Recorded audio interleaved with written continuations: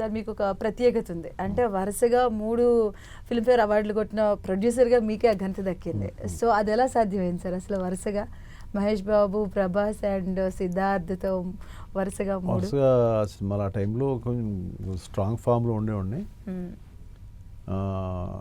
ఆ ఫామ్‌లో వచ్చిన ఫిల్మ్స్ అయన్నీ, ఆ మంచి ఫామ్‌లో వచ్చిన ఫిల్మ్స్ ఆ టైంకి I think those were the best in that.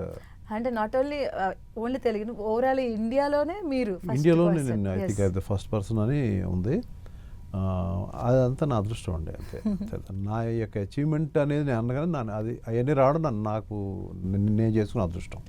Okay sir, మరి ఇప్పుడు ప్రొడ్యూసర్గా సక్సెస్లో వెళ్తున్నారు అండ్ ఒడిదుడుకులు సహజం ఎవరికన్నా.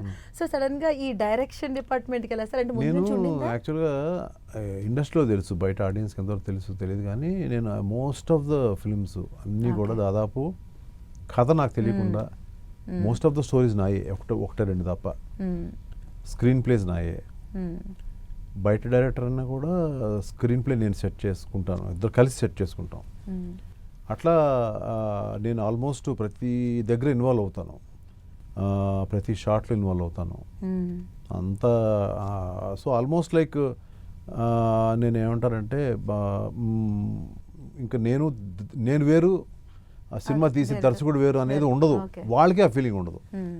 సో ప్రతిదానికి నా దగ్గరికి వస్తారు, ఇది మీరు అనుకున్న కథకి ఇది తీసే షాట్ కరెక్టా కదా, లేదంటే ఇద్దరు కలిసి అనుకుంటాం, అట్లా ఉన్నదే. కాకపోతే ఏంటంటే అన్ఫార్చునేట్గా నేను పేరు వేసుకున్న సినిమాలు 1-2 ఆళ్ళ. నేను పేరు వేసుకున్న సినిమాలు ఉంటాయి కదా, అది నేను సరిగ్గా ఆడలా. సో నాకు వద్దులే ఎందుకు అని అనిపించే టైంలో నేను అక్కడ ఆపేశాను సినిమాలు వద్దని. బట్ మళ్ళీ 4-5 ఏళ్ళ క్రితం డర్టీ హరి తోటి మళ్ళీ కాదు, మన ప్యాషన్ వదిలిపెట్టి మనం ఎలా చేయగలం అని ఇంకా అక్కడి నుంచి మళ్ళీ ఒక ఎరా లాగా స్టార్ట్ చేద్దాం అని అనుకున్నాను. ఎంతవరకు వెళ్తుంది ఏంటి, ఈ సినిమా సక్సెస్ మీద డిపెండ్ అయి ఉంటుంది.